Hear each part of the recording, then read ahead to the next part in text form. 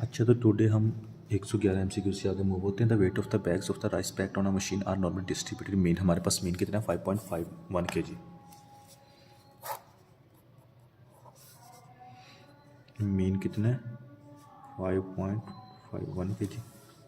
And standard deviation हमारे पास कितना है 0.05 kg।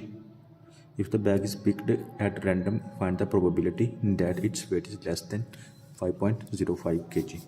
It means कि हमारे पास x कितना है 5.05 kg। तो अच्छा, इसमें हमें जस्ट इसका फार्मूला आना चाहिए। फार्मूला करेंगे तो हमारा MCQ सॉल्व हो जाएगा। हमारे पास फार्मूला क्या है, z is equal to x minus X के बार डिवाइडेड बाई स्टैंडर्ड डेविएशन।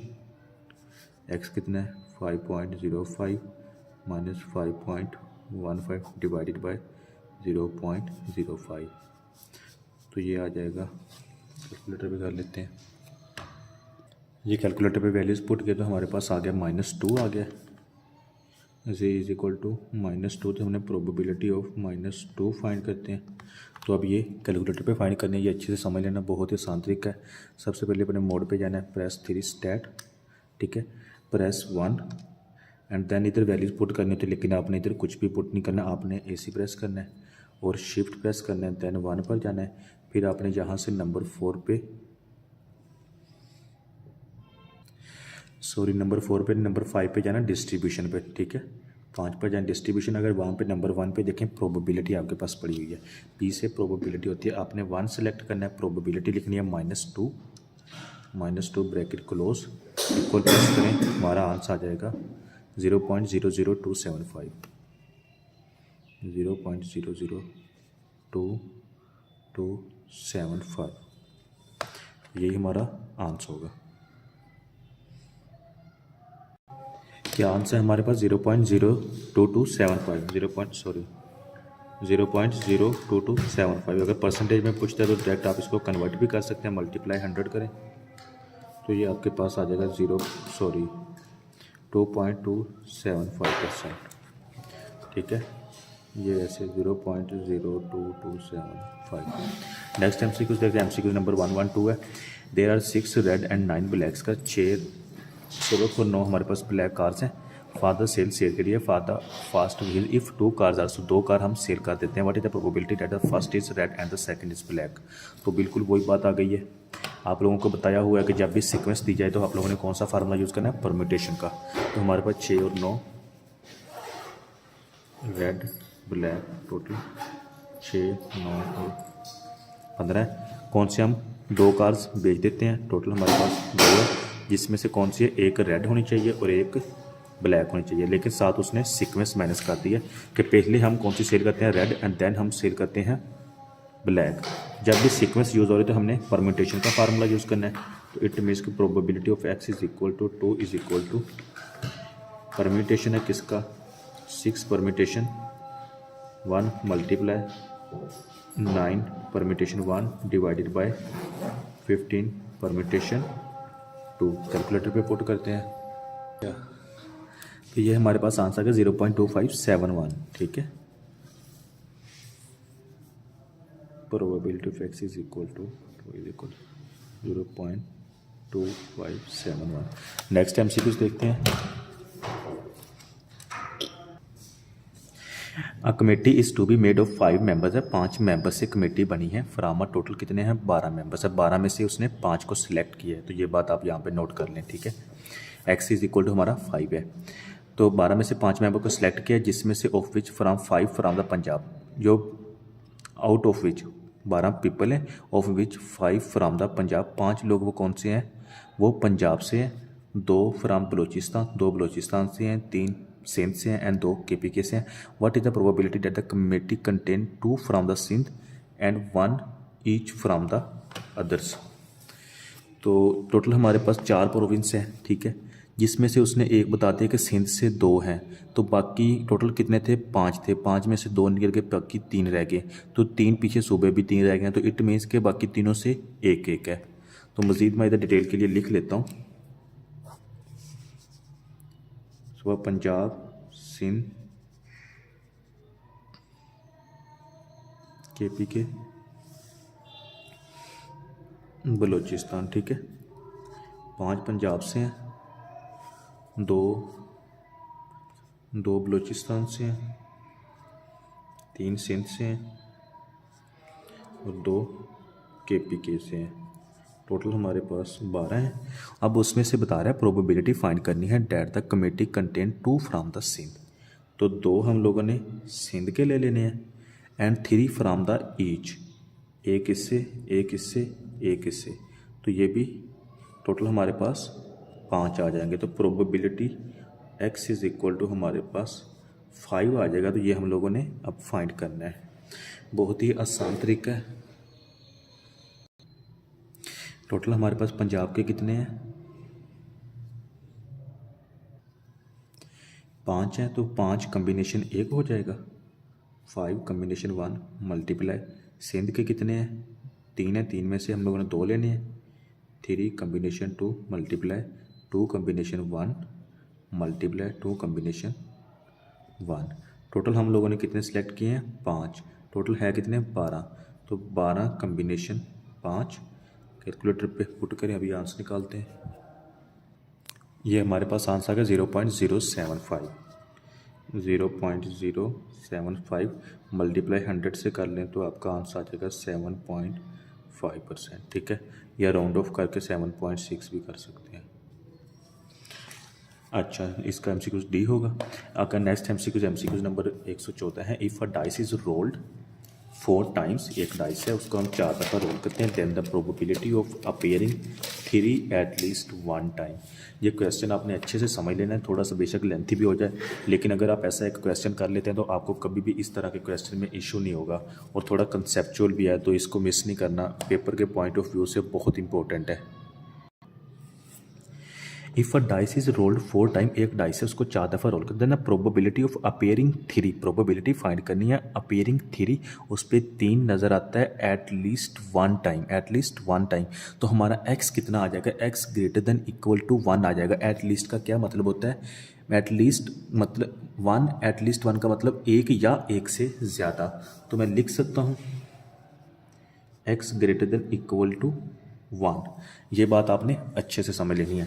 अच्छा, अब बात हो रही है डाइस की। If a dice is rolled 4 time, तो याद रखिएगा जो डाइस होती है ना उसकी टोटल 6 साइडें होती हैं, ठीक है। और कहते हैं द प्रोबेबिलिटी फाइंड करें, find the probability that appearing 3 at least 1 time. देखें मेरे पास एक डाइस है, उसकी 6 साइडें हैं। मैं पहली दफ़ा उसको रोल करता हूँ, उसमें से कभी कभार 2 आ जाता है। मैं फिर रोल करता हूँ, कभी कभार 4 आ जाता है। फिर रोल करता हूँ, कभी कभार 6 आ जाता है। इसी तरह हम नॉर्मल उसको रोल करते हैं। If a dice is rolled 4 time, अगर एक डाइस को 4 दफ़ा रोल करें, द प्रोबेबिलिटी ऑफ अपीयरिंग 3, तो वो कहता है कि 6 में से ना एक 3 आ जाता है। प्रोबेबिलिटी ऑफ अपीयरिंग 3, उन 6 साइडों में से एक साइड कौन सी आ जाती है? 3 की। 3 एट लीस्ट 1 टाइम, मतलब कम से कम भी ना एक दफ़ा लाजमी वो 3 आता है। तो अब ये नहीं कहना कि वो 6 साइडों में से 3 दफ़ा आया था, नहीं, उन 6 साइडों में से एक साइड जो उसके ऊपर 3 लिखा हुआ है, ठीक है, एक साइड जिसके ऊपर 3 लिखा हुआ है इस तरह। अभी इसके ऊपर भी 5 या इसके पीछे वाली साइड पे 6 कर लें, ठीक है। तो जिसके ऊपर 3 लिखा हुआ है, ये जो साइड है ना, वो कहता है एट लीस्ट मतलब x greater than equal to 1, कम से कम वो एक दफ़ा लाजमी आती है। इससे ऊपर 2 दफ़ा आ सकती है, 3 दफ़ा आ सकती है, 4, 5, 6, जितनी दफ़ा मर्जी आए। तो एट लीस्ट एक दफ़ा 3 लाजमी आता है। ये चीज़ हम लोगों ने फाइंड करनी है, ठीक है। एक साइड मतलब वो यहाँ पे 3 भी कह सकता था, वो यहाँ पे 6 भी कह सकता था, 5 भी कह सकता, 4 भी कह सकता था। तो देन हमारा x greater than equal to 1 ही होना था। अब क्वेश्चन की तरफ आ जाए। अब हमारे पास 2 ऑप्शन है। एक तो ऑप्शन ये x greater than equal to 1 है, तो इट मीन्स कि हम इसके ऊपर वैल्यूज़ निकाल लें, 1, 2, 3, 4, 5, 6, 7 सबकी निकाल लें। तो निकालने हम लोगों ने क्या है? प्रोबेबिलिटी फाइंड करनी है। तो अच्छा, हमारे पास प्रोबेबिलिटी मैक्सिमम कितनी होती है? प्रोबेबिलिटी हमारे पास मैक्सिमम 1 होती है। एक कंसेप्ट समझाने लगा हूँ, बहुत अच्छे से गौर से समझना। देखें 0, 1, 2, 3, 4, 5, 6, 7, 8, 9, 10, 9 तक ही रख लें, ठीक है। अच्छा, इन टोटल का जो बनता है ना प्रोबेबिलिटी, इसमें ना टोटल 1 आती है इन सब का सम करके, ठीक है।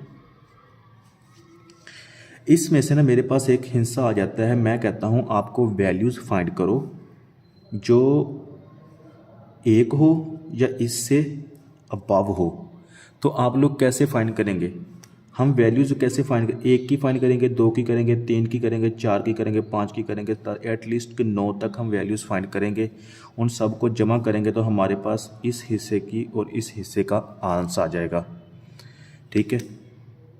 दूसरी तरफ अगर आप शार्प माइंड रखते हैं, अगर आप तेज़ थोड़े से हैं, अच्छे पढ़ने वाले हैं, तो आप ये भी तो कह सकते हैं यार अगर इन 9 की जगह 8 की जगह, ठीक है सॉरी 9 ही है, अगर इन 9 की जगह मैं इस एक हिस्से की वैल्यू निकाल लूँ और इसका जो जवाब आएगा वो 1 में से माइनस कर दूँ तो मेरे पास जो बाकी बचेगा, ठीक है, तो वो भी तो इन 9 का ही जवाब होगा ना। टोटल 10 हिस्से हैं, 10 में से मैं 1 निकाल देता हूँ, पीछे 9 बचेगा, बाकी जो आंसर माइनस बचेगा वो इन्हीं का आंसर होगा ना। तो मैं क्यों इतना मेहनत करूँ कि इन 9 की 9 वैल्यू निकालूँ, इससे अच्छा है कि मैं इस 1 की वैल्यू निकालूँ, उसका जो भी जवाब आएगा उसको 1 में से माइनस करूँ, पीछे जो मेरे पास बचेगा वो इन्हीं का जवाब होगा। आगे बात की समझ। अच्छा, तो मैं अगेन लिख सकता हूँ probability of x greater than equal to 1 is equal to 1 minus x less than 1 बराबर x is equal to 0। x से लेस देन 1 से कौन सी छोटी रकम है, एक 0 ही तो है। अगर x लेस देन 2 होता तो कौन सी छोटी रकम होनी थी, 0 और 1 होनी थी। तो सिर्फ एक 0 ही ऐसी रकम है जो मैं इन सब में से माइनस कर दूँ तो मेरे पास जो पीछे बचेगा वो जवाब इन सब का होगा। एज़ कम्पेयर टू मैं अगर इन सब की वैल्यूज़ फाइंड करूँ तो मेरा बहुत टाइम लग जाएगा, मेरे पास इतना टाइम नहीं होता पेपर में। चलें अब हम क्या करते हैं, प्रोबेबिलिटी इसको मज़ीद अब हल करते हैं। Probability of x greater than equal to 1 is equal to 1 minus x is equal to 0। Just हम लोगों ने x इज इक्वल टू 0 की वैल्यू फाइंड करनी है और पुट करके जो भी उसका आंसर आएगा उसको 1 में से माइनस करें, हमारा टोटल आंसर आ जाएगा, ठीक है। बहुत ही आसान है। अच्छा, अब देखें हमारे पास 6 साइडें हैं, 6 में से मैं ना जो एटलीस्ट 1 एक अपीयर हो तो 3, मतलब इन 6 में से एक ये आ जाता है तो मैं लिख सकता हूँ ये बराबर 1/6, मतलब 6 में से एक साइड आई है कौन सी, 3 वाली, तो 1/6 आ जाएगा,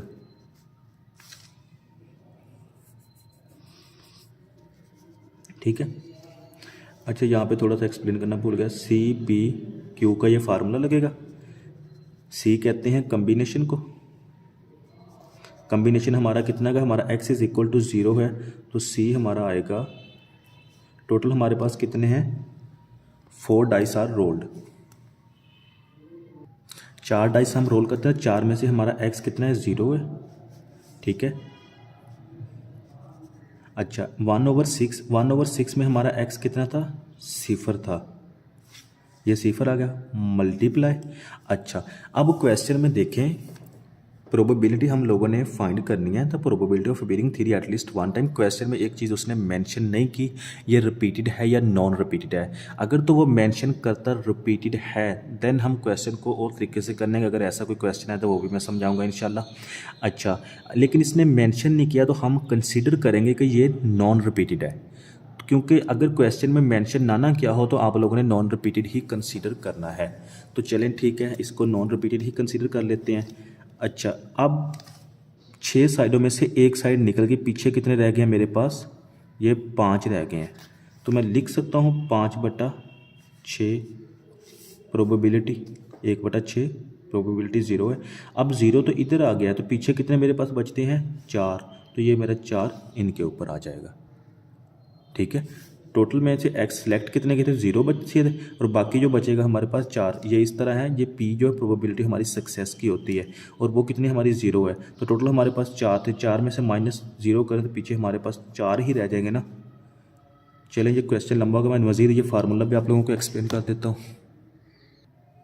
असल में ये कंप्लीट जो फार्मूला कुछ इस तरह से है, probability of x is equal to कुछ भी हो जाए n हो, ठीक है, वो किस तरह से है, ये c की पावर k की x इंटू सी